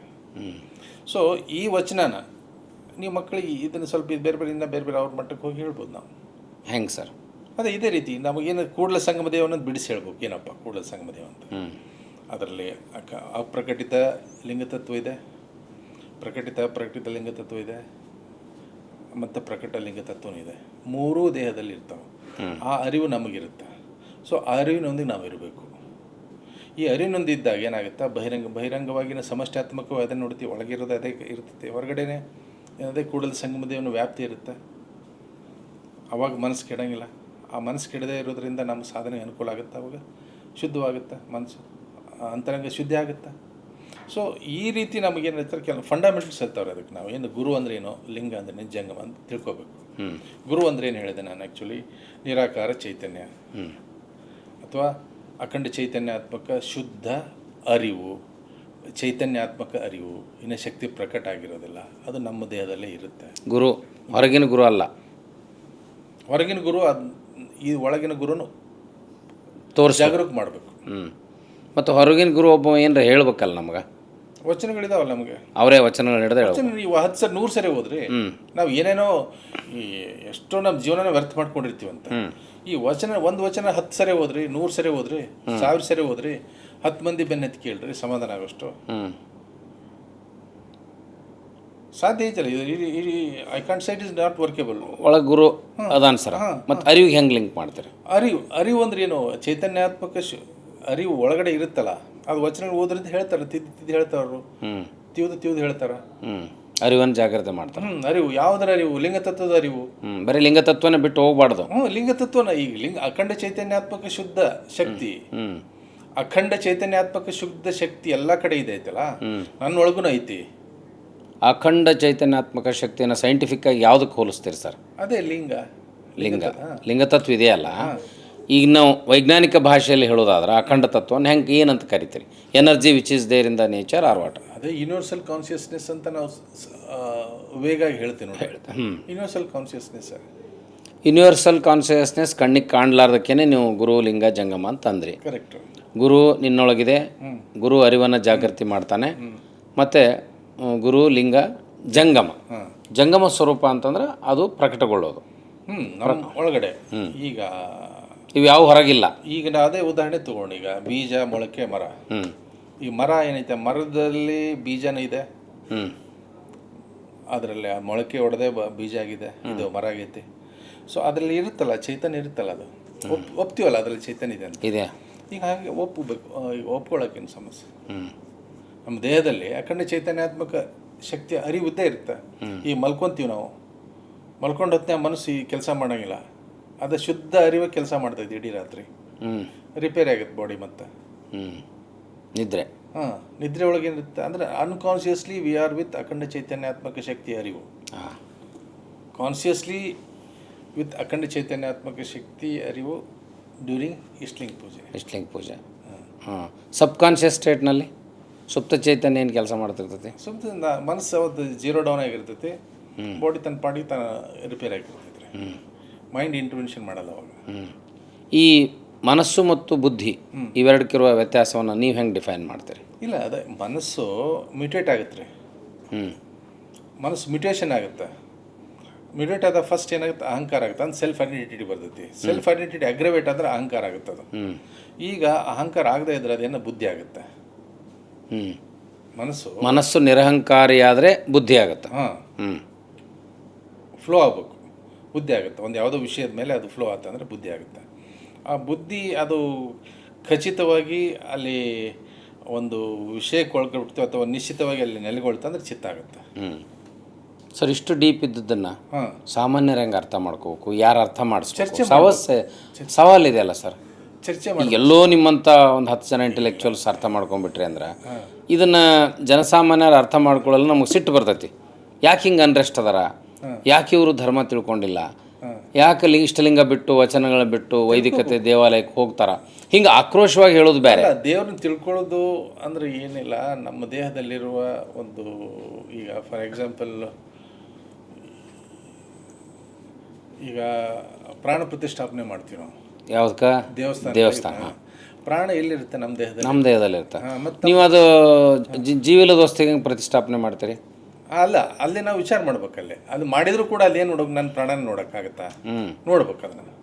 ಈಗ ನಾವು ಇಷ್ಟಲಿಂಗ ನೋಡ್ತೀವಲ್ಲ, ಅವ್ರಂತಾರ ನಿಮ್ಮ ಇಷ್ಟಲಿಂಗದಾಗ ಅದು ಒಂದು ಕಲ್ಲಲ್ಲ, ಅದು ದೊಡ್ಡ ಕಲ್ಲು, ಇದು ಸಣ್ಣ ಕಲ್ಲು ಅಂತಾರೆ. ಅದೇನು ಪ್ರತಿನಿಧಿಸಲ್ಲ. ಈಗ ಫಾರ್ ಎಕ್ಸಾಂಪಲ್ ಮ್ಯಾಥ್ಸ್ ಕಲಿಯುವಾಗ ನಾವು ಪ್ಲಸ್ ಸಿಂಬಲ್ ಯೂಸ್ ಮಾಡ್ತೀವಲ್ಲ, ಮ್ಯಾಥ್ಸ್ ಈಗ ಆ್ಯಡ್ ಮಾಡಕ್ಕೆ. ಹೇಳಿ ಸರ್, ನೀವು ಸೈನ್ಸ್ ವಿದ್ಯಾರ್ಥಿಯಾಗಿ ಹೇಳ್ರಿ. ಪ್ಲಸ್ ಈಗ ಒಂದು ನಾವು ಪ್ಲಸ್ ಅಂತಂದಾಗ ಏನಾಗುತ್ತೆ, ಆ ಕಡೆ ಈ ಕಡೆ ಸೇರಿಸೋದು, ಕೂಡಿಸ್ಬೇಕಾಗುತ್ತೆ. ಅದು ಸಿಂಬಲ್, ಅದು ಕೆಲಸ ಮಾಡುತ್ತೆ. ಇಷ್ಟಲಿಂಗ ನಿಮ್ಮ ಪ್ರಕಾರ ಸಿಂಬಲ್? ಸಿಂಬಲ್. ಅದರಲ್ಲಿ ನಾನು ಗಮನ ಇಟ್ಟಾಗ ನಾನೇನು ನನ್ನ ಸ್ವರೂಪ ನೋಡ್ಕೊತಿರ್ತೀನಿ ನಾನು. ಇನ್ಸ್ಟ್ರೂಮೆಂಟೇಷನ್ ಅದಕ್ಕೆ ಅವ್ರು ಕೊಟ್ಟರು. ಅದನ್ನು ಬಿಟ್ಟು ಇದನ್ನ ಯಾಕೆ ಕೊಟ್ಟರು ಅಂತ ಪ್ರಶ್ನೆ ಇದೆ ಇಲ್ಲಿ. ಈಗ ವೈದಿಕ ಶಾಹಿಗಳು ದೇವಸ್ಥಾನಗಳ ಸಂಸ್ಕೃತಿಯನ್ನು ಉಳಿಸ್ಬೇಕನ್ನೋರು, ಅದಕ್ಕಪ್ಪ ನಿನ್ನ ಆ ಪ್ಲಸ್ ನೋಡಕ್ಕೆ ನೀ ಗುಡಿಗೆ ಬಾ ಅಂತಾರ. ಇವ್ರಿಗೆ ನೋಡ್ಕೊಳಕ್ಕಾಗಿಲ್ಲ ಮನೇಲಿ ನೋಡ್ಕೊಂಡ್ರೆ ಇನ್ನೂ ಈಸಿ ಅಂತ ಶರಣರು ಹೇಳ್ಯಾರಲ್ಲ. ಅಲ್ಲ, ಶರಣರ ಮಾತು ಎಲ್ಲಾವೆಲ್ಲ ಕೇಳ್ತೀವಿ, ಆ ಕಡೆನೂ ಕೇಳಂಗಿಲ್ಲ, ಈ ಕಡೆನೂ ಕೇಳಂಗಿಲ್ಲ. ಮತ್ತೆ ಏನು ಮಾಡ್ಬೇಕು ನಾವು? ಶರಣರ ಮಾತು ಕೇಳ್ಬೇಕು. ಶರಣರ ಮಾತು ಕೇಳಬೇಕು. ಶರಣರು ಎಲ್ಲಿ ಯಾವ್ದು ಮೂಲಕ ಹೇಳೋಗಿದ್ದಾರೆ ಅಂದ್ರೆ ಶರಣರಿಗೆ ಜೀವಂತಿಲ್ಲ, ವಚನಗಳಲ್ಲಿ ಜೀವಂತ ಇಟ್ಟಾರ. ವಚನ ಕೊಟ್ಟಾರಲ್ಲ, ವಚನ ಕೊಟ್ಟೋದ್ನಾಗ ತಿಳುವಳಿಕೆ ತಗೋಬೇಕು ನಾವು. ಯಾಕಂದ್ರೆ ಏನಾಗಿತ್ತು, ಇಷ್ಟಲಿಂಗ ಸ್ವರೂಪ ತಿಳ್ಕೊಬೇಕಲ್ಲ. ಇಷ್ಟಲಿಂಗ ಸ್ವರೂಪ ತಿಳ್ಕೊಂಡ ತಿಳುವಳಿಕೆ ಬರುತ್ತೆ. ಇಷ್ಟಲಿಂಗಕ್ಕೆ ಭಾಳ ಕಂಡೀಷನ್ ಹಾಕಿದ್ದು ಮಡಿ ಮೈಲಿಗೆ ಅಂತ ಅಂದದ್ದು ಇಷ್ಟಲಿಂಗದಿಂದ ದೂರ ಹೋಗಿವೆ ನಾವು, ನಮ್ಮ ಯಂಗ್ಸ್ಟರ್ಸ್ ಮತ್ತು ನಾವು. ಅದೇ ಒಟ್ಟಾರೆ ಶರಣರು ಏನು ಹೇಳ್ಯಾರ ಅಂತ ತಿಳ್ಕೊಂಡಿಲ್ಲ ಅಂತ ಅರ್ಥ ಅಷ್ಟೇ. ಮತ್ತು ಹೆಂಗೆ ಅದನ್ನು ಪುನರುತ್ಥಾನ ಹೆಂಗೊಳಿಸ್ಬೇಕು? ಪುನರುತ್ಥಾನ ಮಾಡೋಕ್ಕಂತ ವಚನಗಳಿಂದ ಅನುಭವ ಮಂಟಪಲೇ ಆಗ್ಬೇಕು, ಚರ್ಚೆ ಆಗ್ಬೇಕು, ಅದ್ರ ಫಂಡಮೆಂಟಲ್ಸ್ ಏನೋ ತಿಳ್ಕೊಬೇಕು, ಲಿಂಗತತ್ವದ ತಿಳುವಳಿಕೆ ಇರಬೇಕು. ಲಿಂಗತತ್ವದ ಹಿನ್ನೆಲೆ ವಚನಗಳನ್ನ ಓದಕ್ಕೆ ನಾವು ರೂಢಿ ಮಾಡ್ಕೋಬೇಕು. ಸರ್, ವಚನಗಳಲ್ಲಿ ಸಾಮಾಜಿಕ ಚಳವಳಿ, ಸಾಮಾಜಿಕ ಬೆಳವಣಿಗೆ ವಚನಗಳದಾವೆ, ಮತ್ತು ಲಿಂಗಾಂಗ ಸಾಮರಸ್ಯದ ವಚನಗಳದಾವೆ. ನೀವು ಹೇಳ್ದಂಗೆ ಲಿಂಗತತ್ವ ವಚನಗಳು. ಆ ಲಿಂಗಾಂಗ ಸಾಮರಸ್ಯದ ವಚನಗಳ ಓದುವಿಕೆಗೆ ಸ್ವಲ್ಪ ಮನಸ್ಥಿತಿ, ಭೂಮಿಕೆ ಬೇರೆ ಇರಬೇಕಾಗತ್ತೆ. ಏನು ಬೇರೆ ಇರಬೇಕಾಗಿಲ್ಲ. ಅವ್ರು ಏನು ಹೇಳಿದ್ರೆ ನಾವು ಒತ್ತಿ ನೋಡ್ಬೇಕು, ಅದನ್ನು ಮನಸ್ಸಿಗೆ ಹಚ್ಕೊಂಡು ನೋಡ್ಬೇಕು. ಹಚ್ಕೊಂಡಾಗಿಲ್ಲ ನಾವು. ಸುಮ್ಮನೆ ನಮ್ಮ ಸ್ವಭಾವ ಹೆಂಗೈತಪ್ಪ ಅಂತಂದ್ರೆ ಮೆರಕ್ಯಾ ಮ್ಯೂಸಿಕ್ಯಾ. ಇದಕ್ಕೆ ಕಾರಣ ಏನಂತೀರಿ ಸರ್? ಇದು ಕಾರಣ ಅಂತಂದ್ರೆ ನಾವೇ ಕಾರಣ. ಅದಕ್ಕೆ ನಮ್ಮ ಮನೋಧರ್ಮನ ಕಾರಣ. ಒಂದು ಅದನ್ನು ಅಷ್ಟು ನಿಖರವಾಗಿ ಅದನ್ನು ಒಂದು ಡಿಫೈನ್ಡ್ ಆಗಿ ಹೇಳ್ಬೇಕಂದ್ರೆ ಐಡೆಂಟಿಟಿ ಕ್ರೈಸಿಸ್ ಇತ್ತು ಅವತ್ತು 12ನೇ ಶತಮಾನದಲ್ಲಿ. ಐಡೆಂಟಿಟಿ ಕ್ರೈಸಿಸ್ನ ಹ್ಯಾಂಡಲ್ ಮಾಡೋಕ್ಕೆ ಇದೆಲ್ಲ ಆಗೋಯ್ತು. ಇವತ್ತು ಐಡೆಂಟಿಟಿ ಕ್ರೈಸಿಸ್ ಇಲ್ಲ. May be this is one of the contributing factor. ಮತ್ತು ಐಡೆಂಟಿಟಿ ಕ್ರೈಸಿಸ್ ಇವತ್ತು ಇಲ್ಲ ಅಂತೀರಿ, 12ನೇ ಶತಮಾನದಲ್ಲಿ ಇತ್ತು, ಈಗ ಇರಲಿಲ್ಲ ಅಂತೀರಿ. ಮತ್ತು ಈಗ ಐಡೆಂಟಿಟಿ ಕ್ರೈಸಿಸ್ ಇಲ್ಲದ ಸಲುವಾಗಿನ ನಾವು ಅಲ್ಲಿ ಇಲ್ಲಿ ಹುಡ್ಕೊಂಡು ಹೊಂಟೀವಿ. ಅಲ್ಲ ಐತಂತ ಹೆಂಗೆ ಹೇಳ್ತೀರಿ ಸರ್? ಅಲ್ಲಲ್ಲ, ಅವಾಗ ಏನಾಯ್ತು ರೀ, ಜಾತಿ ವ್ಯವಸ್ಥೆ ಅಲ್ಲಿ ಏನಾಯ್ತಲ್ಲ, ಆತ್ಮಶಕ್ತಿ ಕುಂದೋಗಿತ್ತು. ಅದನ್ನು ಸರಿ ಮಾಡ್ಕೊಳಕ್ಕೆ, ಆತ್ಮಶಕ್ತಿ ಸರಿ ಮಾಡ್ಕೊಳಕ್ಕೆ ಇದನ್ನು ಮಾಡಿದರು ಮೂಲಭೂತವಾಗಿ. ಆಗ್ಲೇ ಹೇಳ್ದಂಗೆ ಈಗ ಇವತ್ತು ಆತ್ಮಶಕ್ತಿ ಕೊರತೆ ಇದೆ ಅಲ್ಲ, ಐಡೆಂಟಿಟಿ ಕ್ರೈಸಿಸ್ ಇರಲಿಕ್ಕಿಲ್ಲ. ಈ ಫಾರ್ ಎಕ್ಸಾಂಪಲ್ ಸಂವಿಧಾನ ಇದೆ. ಸಂವಿಧಾನ ಅದು ನಮಗೆ ಗ್ರೌಂಡ್ ಇದ್ದಂಗೆ ಅವಕಾಶ ಕೊಡುತ್ತೆ. ಅಲ್ಲಿ ಓಡಕ್ಕೆ ನಮ್ಗೆ ಕಾಲು ಬೇಕಲ್ಲ, ಕಾಲ ಶಕ್ತಿ ಕೊಡುತ್ತೆ. ಕಾಲಿಗೆ ಶಕ್ತಿ ಕೊಡೋದೆ ಅದು ವಚನಗಳಿದ್ದಂಗೆ. ಈಗ ಓಡಕ್ಕೆ ಕಾಲು ಬೇಕು, ಗ್ರೌಂಡು ಬೇಕು. ಸಂವಿಧಾನ ಇದೆ ನಮಗೆ ವಚನಗಳು. ಈಗ 21ನೇ ಶತಮಾನದಲ್ಲಿ ನಮಗೆ ಸಂವಿಧಾನ ಇದೆ, ಗ್ರೌಂಡ್ ಇದೆ. ಅವತ್ತು ಸಂವಿಧಾನ ಇರಲಿಲ್ಲ, ಅಜ್ಞಾನ ಇತ್ತು, ರಾಜಸತ್ಯ ಇತ್ತು, ಎಕ್ಸ್ಟ್ರೀಮ್ ಕಂಡೀಷನ್ಸ್ ಇತ್ತು, ಎಕ್ಸ್ಟ್ರೀಮ್ ಬ್ಯಾಡ್ ಕಂಡೀಷನ್ಸ್ ಇರ್ತಾರೆ. ಮತ್ತು ಇಷ್ಟೆಲ್ಲ ಇವತ್ತು ಸಂವಿಧಾನ ಇದೆ, ಓಡಾಕ ಶಕ್ತಿ ಇದೆ, ಚೈತನ್ಯ ಇದೆ ಅಂತೇಳಿ ಜಾತಿ ವ್ಯವಸ್ಥೆನೂ ಹೋಗಿಲ್ಲಲ್ಲ. ಅದನ್ನ ಯಾಕೆ ನಾವು ಡಾಮಿನೇಟ್ ಮಾಡಿ ಮಾತಾಡ್ತೀವಿ? ಏನು ಅದೇ ಸರ್, ಈಗ ಅಜ್ಞಾನ. ಜಾತಿ ಧರ್ಮ ಯಾಕೆ ಅಡ್ಡ ಬರುತ್ತಾ? ಅಜ್ಞಾನ. ಎಮ್ಮವರು ಬೆಸಗೊಂಡರೆ ಶುಭ ಲಗ್ನವೇನಿರಯ್ಯ, ನಾವು ಹೇಳ್ತೀವಿ ಇದನ್ನ. ಅದು ಎಮ್ಮವರು ಅಂತ ಈ ಯಾರದಾರ ಈಗ ನೀವು ಬಸವರಾಜ್ ಅವ್ರು ನಾನು ಎದುರು ಕೂತ್ರಿ ಎಮ್ಮ ಇಲ್ಲಿ ಮತ್ತೆ ಇದಕ್ಕೆ ನಾ ಯಾಕೆ ಜಾತಿ ಲೇಬಲ್ ಹಚ್ಬೇಕು? ಅಲ್ಲ, ನಮಗೆ ಅದು ರೂಢಿ ಬಂದ್ಬಿಟ್ಟವಲ್ಲ. ಮತ್ತು ಆ ರೂಢಿ ಕಳ್ಕೊಳ್ಳೋದು ಹೇಗೆ? ಕಳ್ಕೊಳ್ಳೋದು ವಚನಗಳನ್ನ ಓದ್ಬೇಕು, ವಚನದ ಅನುಭವ ಮಂಟಪ ಆಗ್ಬೇಕು.